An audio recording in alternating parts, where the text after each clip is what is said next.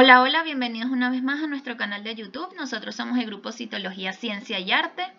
Como siempre, los invito a suscribirse a nuestro canal, a seguirnos en Instagram, @Citología, Ciencia y Arte, y a dar clic en la campanita para activar las notificaciones y no se pierdan ninguno de nuestros videos.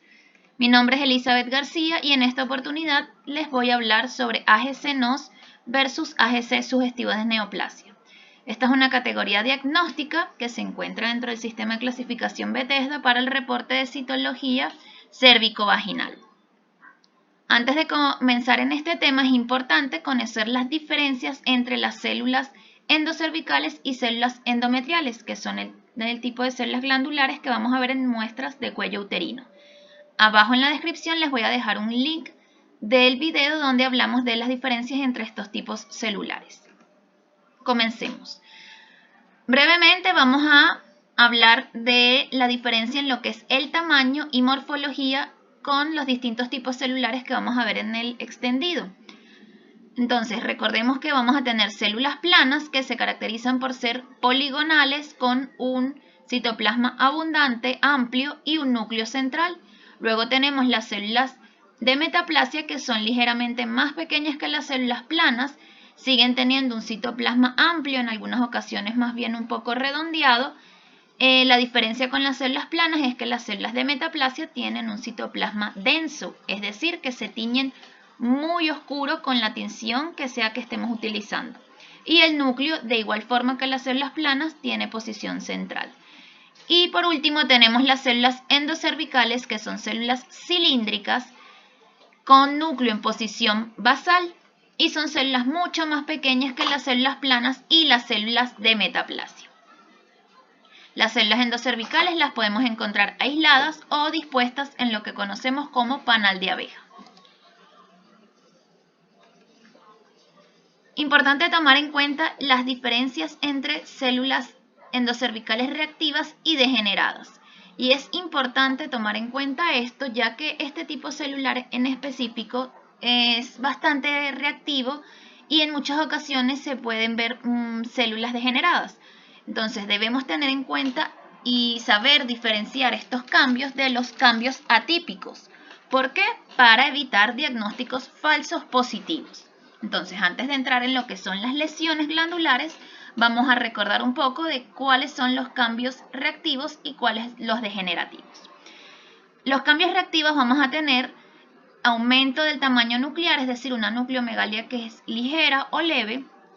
Pudiéramos llegar a tener presencia de nucleolos, pero unos nucleolos que van a ser muy pequeñitos o nucleolos inconspicuos. Vamos a tener vacuolización del citoplasma, aunque recordemos que las células endocervicales de por sí son células que tienen un citoplasma vacuolado. Así que la vacuolización en estos casos no es tan determinante para decir si es reactivo o no. En relación a los cambios degenerativos, vamos a tener que se van a observar núcleos desnudos, restos citoplasmáticos, núcleos vesiculosos donde tenemos muchas burbujas o burbujas dentro del núcleo, que ya me habla de un núcleo que se está desintegrando. Es importante tomar en cuenta en el caso de las muestras de cuello uterino cómo es la toma de la muestra, si esta toma de muestra se realizó con cepillo endocervical o con espátula de aire o con hisopo. Cuando las muestras se toman con cepillo endocervical, generalmente las células endocervicales pueden verse muy reactivas y degeneradas. No quiere decir que todas las células vayan a verse degeneradas o reactivas, por supuesto que no, pero un gran grupo de ellas sí pueden presentarse de esta manera y eso se va a deber a la toma de muestra. Entonces es importante tomar en cuenta eso para cuando estemos viendo el extendido evitar hacer diagnósticos errados porque veamos muchas células con ciertas características que no son más que reactividad o cambios degenerativos. Según el sistema de clasificación Bethesda en su última actualización, la del 2014, hasta el día de hoy, cuando se está grabando este video, en marzo de 2022, dentro de las categorías diagnósticas para atipias glandulares vamos a tener las atipias de significado indeterminado o el AGC-NOS. Dentro de esta categoría vamos a tener las subcategorías de AGC para células endocervicales, AGC NOS endometriales y AGC de células glandulares. Luego tenemos la categoría de atipias sugestivas de neoplasia, en donde tenemos como subcategorías atipias sugestivas de neoplasia para células endocervicales y atipias sugestivas de neoplasia para células glandulares, que es en lo que nos vamos a enfocar en este video. En relación a las células endocervicales sin especificar, es decir, el AGC NOS. Estos son los criterios diagnósticos. Las células dispuestas en grupos con superposición nuclear, pérdida de la relación núcleo-citoplasma, nucleomegalia leve, hipercromacia, y aún se puede distinguir un borde citoplasmático de las células, de estas células endocervicales. Resaltamos aquí lo que es la superposición nuclear porque es una de las características más importantes y que siempre se va a observar este criterio en lo que son los AGC NOS. Obviamente acompañado de las atipias celulares. Dentro de esas atipias yo debo tener nucleomegalia. No hablamos en estos casos de una hipercromacia muy marcada, más bien una hipercromacia bastante sutil o leve. Y dense cuenta que yo todavía dentro de estos grupos celulares yo puedo observar o distinguir los bordes citoplasmáticos de las células. Aunque llama la atención que se ve disposición desordenada de las células, vean que ya no se conserva esa disposición en panal de abeja, pero eso se va a ver en pocos grupos del extendido. En una AGC NOS, la mayoría del extendido yo voy a conseguir todavía células endocervicales normales con disposición en panal de abeja. Algunos grupos van a estar con estas disposiciones desordenadas en donde voy a observar que hay nucleomegalia, y lo más importante es la superposición o sobreposición nuclear, que es esto que observamos aquí, cómo los núcleos comienzan a colocarse unos sobre los otros.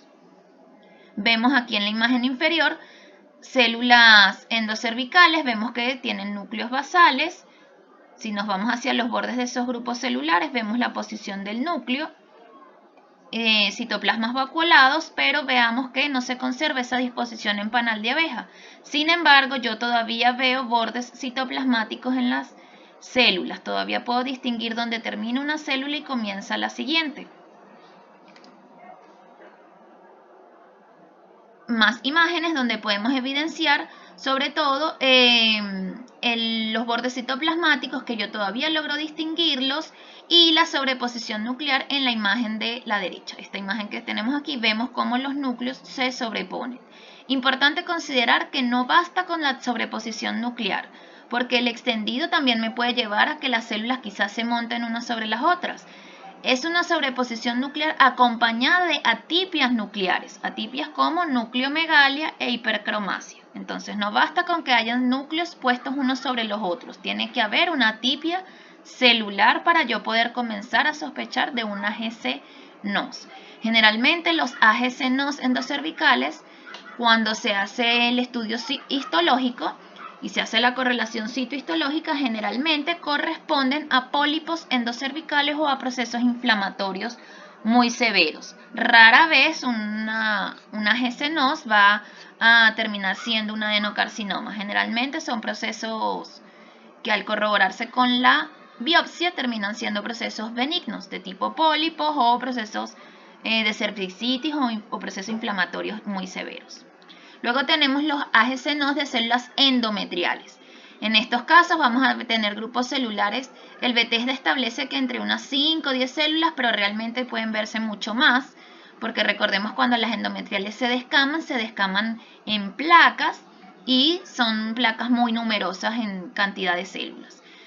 Vamos a observar una nucleomegalia leve, hipercromacia leve, y pueden observarse pequeños nucleolos. En estos casos también vamos a observar una ligera sobreposición de esos núcleos, pero vemos que siempre acompañado de la atipia. Vean que hay núcleos hipercromáticos y agrandamiento de algunos de estos núcleos. Ya de hecho se comienza a evidenciar lo que llamamos anisonucleosis, que es la variación en los tamaños nucleares.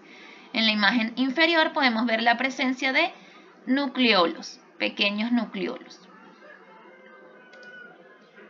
Luego tendríamos las células glandulares sin especificar. Esta categoría diagnóstica se va a utilizar cuando se nos dificulta identificar si se trata de células endocervicales o endometriales.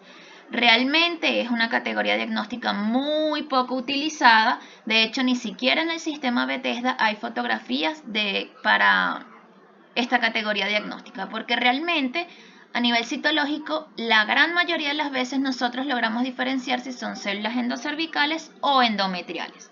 Pero, sin embargo, bueno, existe esta categoría diagnóstica para aquellos casos muy excepcionales en donde realmente se nos dificulte saber si se trata de células endocervicales o endometriales. ¿Qué vamos a observar? Células dispuestas en grupos con superposición nuclear, pérdida de la relación núcleo-citoplasma, evidentemente porque vamos a tener nucleomegalia, que va a ser igualmente leve, e hipercromasia leve. Vean que la superposición nuclear está presente en las 3 subcategorías del AGC-NOS. Entonces, siendo este un criterio distintivo para el diagnóstico de AGC-NOS. Entonces, importante recordar del AGC-NOS, la superposición nuclear, obviamente siempre acompañado de las atipias celulares, es decir, nucleomegalia e hipercromasia. Luego tenemos la otra categoría diagnóstica, que son las células endocervicales sugestivas de neoplasia. En estos casos vamos a tener disposición de las células en grupos con sobreposición nuclear o superposición nuclear. Se sigue observando esa superposición, pero a eso le vamos a sumar muchas otras cosas. Vamos a tener pérdida de la relación núcleo-citoplasma, nucleomegalia, hipercromasia. Ya esta nucleomegalia e hipercromasia podríamos decir que incluso deja de ser leve y comienza a ser moderada.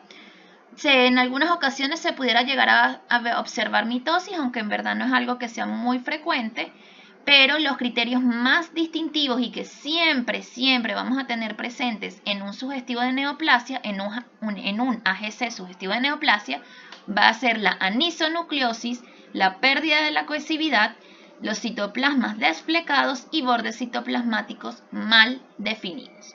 Entonces, aquí tenemos en esta primera imagen, vemos que hay disposición desordenada de las células, son células en grupo. Si nos vamos hacia los bordes podemos observar que tienen el núcleo en posición basal, son células que todavía se conservan cilíndricas. Aquí vemos una célula cilíndrica, 1, 2, 3, núcleo en posición basal.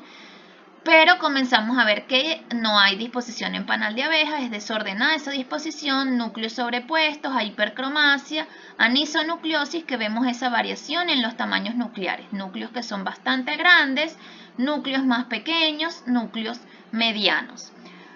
Luego tenemos lo que se define como citoplasmas desflecados. ¿Qué es esto que tenemos aquí? O bordes citoplasmáticos desflecados. Son células que buscan salir de ese grupo celular y se ven literalmente como flecos. Entonces vean cómo se ve ese citoplasma celular con ese aspecto desflecado. De hecho, ya el aspecto desflecado del citoplasma también me habla de pérdida de la cohesividad, porque me está indicando que son células que buscan separarse de este grupo o placa celular.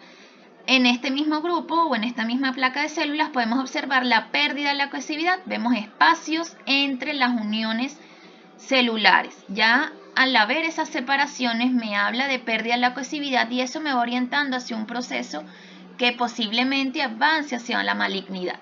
Recuerden que las células epiteliales son células que tienen fuertes uniones intercelulares por las funciones que ellas cumplen. Por lo tanto, cuando comenzamos a ver que esas uniones se rompen y empiezan a existir estos espacios entre las células, que es lo que conocemos como pérdida de la cohesividad, me habla que las propiedades o la función que debe cumplir esta célula se está perdiendo. Entonces, algo que no es muy bueno está ocurriendo allí, evidentemente. Luego tenemos esta otra imagen donde podemos observar una vez más pérdida de la cohesividad, esos espacios entre las células. La pérdida de la cohesividad se evidencia cuando vemos espacios entre las células, pero también cuando nos vamos hacia el borde de ese grupo celular y vemos las células separándose de la placa, como observamos acá, de la placa o del grupo celular. Además, en este mismo grupo vemos hipercromasia, en estos grupos de células que están aquí, y evidentemente hay nucleomegalia y obviamente anisonucleosis, porque vemos núcleos muy pequeñitos, núcleos medianos y núcleos de mayor tamaño. En esta otra imagen vemos anisonucleosis mucho más evidente, en un mayor aumento, Además, vemos pérdida de la cohesividad, vemos espacios entre las células buscando separarse del grupo celular. En estos casos es importante considerar que en el extendido un gran porcentaje de las células endocervicales van a tener estos criterios. O sea, los grupos que veamos, un gran número de ellos van a estar en estas disposiciones desordenadas, cumpliendo uno o todos los criterios que les acabo de mencionar. Es decir, que en el extendido conseguir células que estén dispuestas en panal de abeja todavía es posible, pero van a estar en muy baja proporción o incluso ni siquiera conseguir ningún grupo dispuesto en panal de abeja.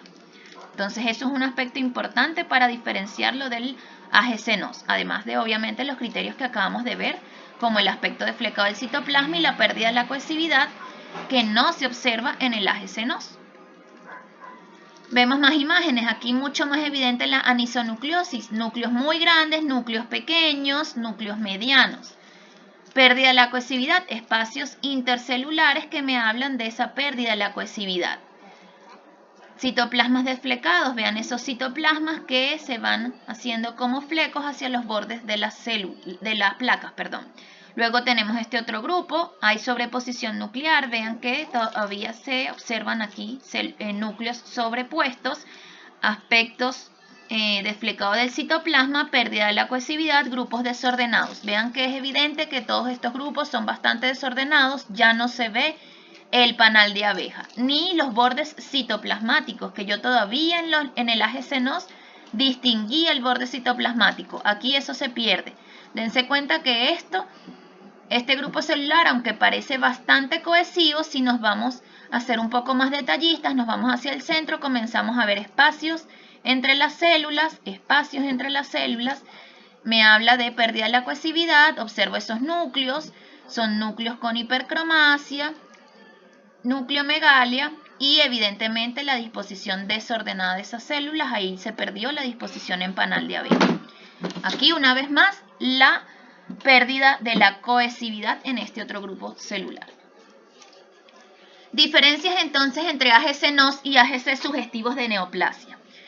El AGC-NOS, recordemos, entonces vamos a tener nucleomegalia e hipercromasia leve acompañado siempre de la sobreposición nuclear.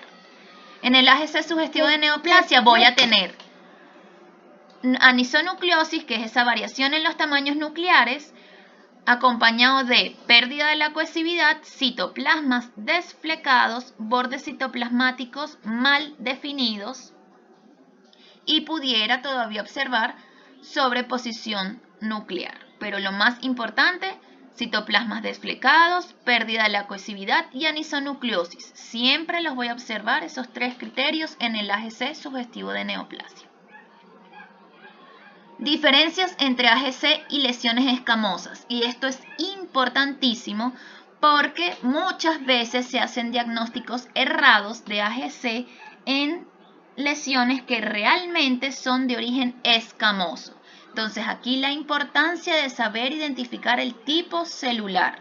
Parece una tontería, pero no lo es, porque hay muchas ocasiones en que las células escamosas se pueden teñir muy pálido, los citoplasmas puedan estar incluso con pequeñas vacuolas, como es el caso que tenemos aquí. Y eso nos pueda llegar a confundir o nos lleve a pensar que se trata de células glandulares. Entonces la imagen que tenemos a la derecha corresponde a una lesión de alto grado. Estos son células planas. Vean que la posición del núcleo es central. ¿Dónde está el citoplasma de esta célula? Alrededor de ese núcleo. Núcleo de posición central, un citoplasma amplio y poligonal.